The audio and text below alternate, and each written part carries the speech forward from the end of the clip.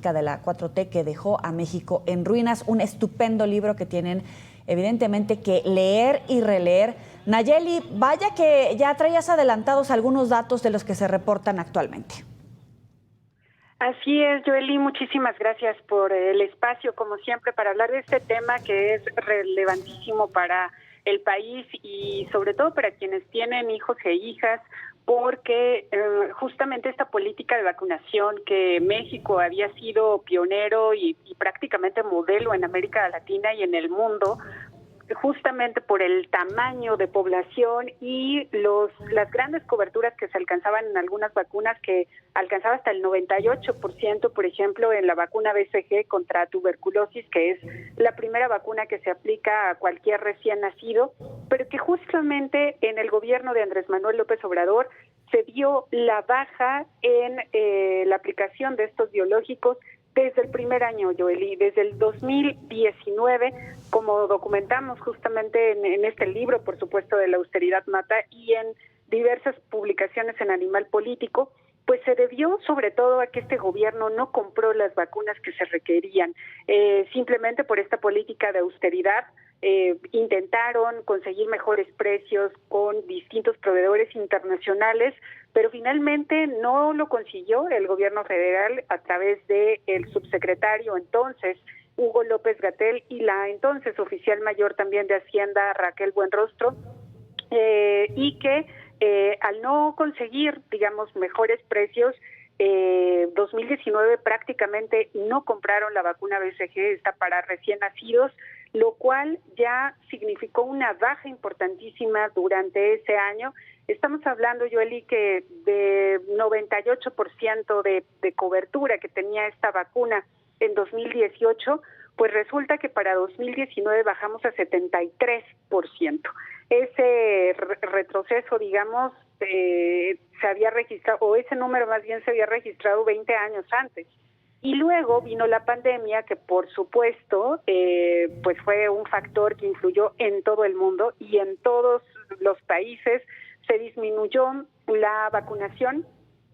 para niños y niñas, pero si nosotros ya traíamos esta baja de 73%, pues bajamos a 38% en el año de la pandemia, lo cual también fue una baja mucho mayor que el resto de países de América Latina. Brasil, por ejemplo, alcanzó poco más del 70%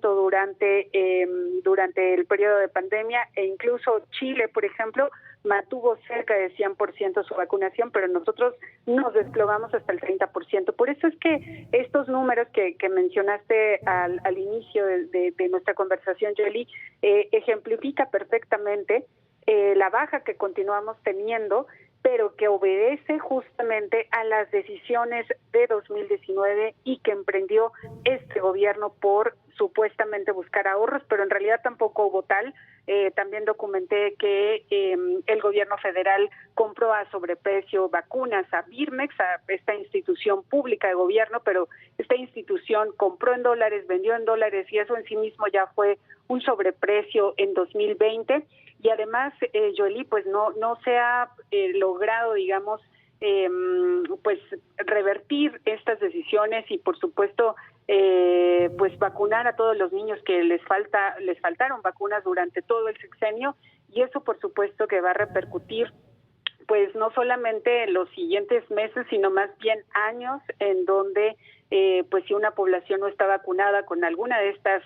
enfermedades justamente prevenibles por vacunación, pues se pueden llegar a dar estos brotes, Joely, y estamos hablando que solamente de 2019 y 2020 fueron más de 6 millones de niños y niñas que no recibieron las vacunas que les tocaba en ese momento. Oye, y es que paradójicamente un gobierno que dice que trata de proteger a la población más vulnerable, a los más pobres, dejar a estas familias sin vacunas cuando no tienen otra manera de pagar por una vacuna si es que hubiera acceso a ellas, pues es básicamente criminal por el retroceso que puede significar para salud en el día a día, pero también a largo plazo.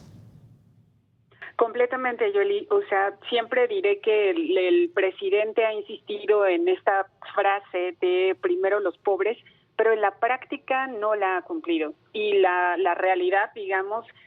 siempre tiene que estar acompañada del presupuesto, del dinero que se invierte justamente en cada una de